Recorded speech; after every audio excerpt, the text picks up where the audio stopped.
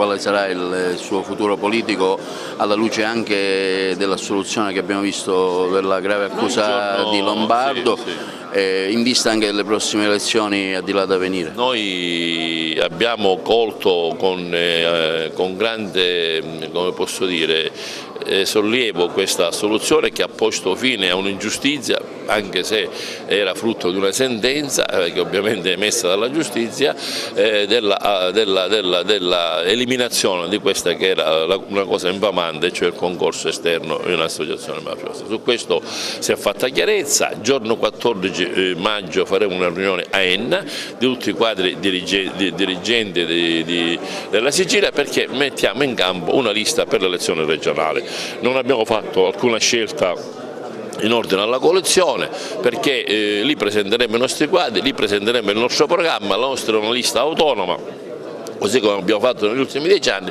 e continueremo in questo percorso. La coalizione che avrà interesse, a un rapporto politico con noi dovrà presentare i suoi documenti, i suoi atti, i suoi programmi, e ci confronteremo su questo.